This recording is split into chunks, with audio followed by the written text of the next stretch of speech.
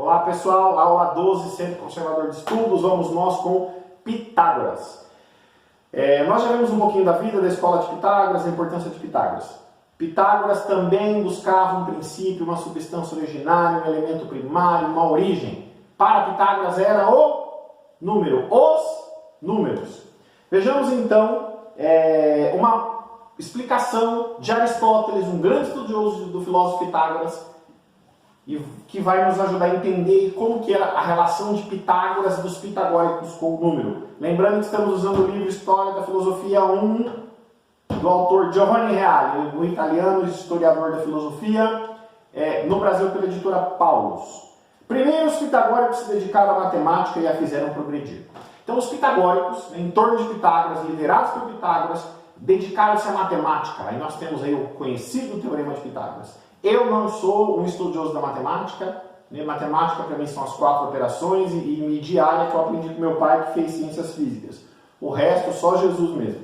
Mas nós temos que reconhecer, e sabemos pela história, por um grande filósofo que atestou isso, que os pitagóricos desenvolveram a matemática. Se você está me ouvindo e é professor de matemática, vai fazer muito mais sentido para você. Grave um vídeo, explique a contribuição de Pitágoras para a matemática e mande para ir para a Patrícia, organizadora do Centro Conservador de Estudos. Organizadora, fundadora e idealizadora. Nutridos por ela, acreditaram que os seus princípios fossem os princípios de todas as coisas que existem. Opa, aqui é a parte da filosofia, aqui é a nossa praia. A matemática foi desenvolvida e, nutridos pelo conhecimento matemático, os pitagóricos, junto com Pitágoras naturalmente, viram na matemática o princípio de todas as coisas que existem. Enquanto para Tales era água, para outro era o ar, para outro era a física, para Pitágoras os números. Nós vamos ver o reflexo que isso tem na música, uma grande aula de estudo do pitagorismo. E como? Como na matemática, por sua natureza, os números são os princípios primeiros, e nos números, precisamente, mais do que no fogo, na terra e na água, eles acreditavam ver muitas semelhanças com as coisas que existem e se geram.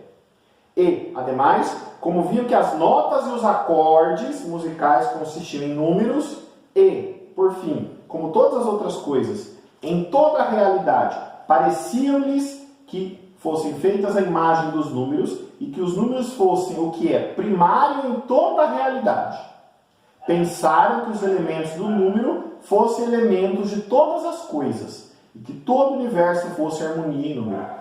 Então eles perceberam que existia uma lógica matemática, vamos dizer assim, na organização do universo, a sequência dos fatos, a sequência dos comportamentos.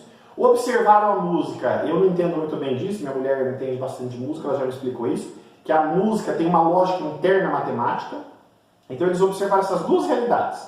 Falaram, olha, a matemática está no princípio de tudo, ela está na base da música, ela está na base da natureza, ela está na base da vida, ela está na base da morte, tudo é matemático.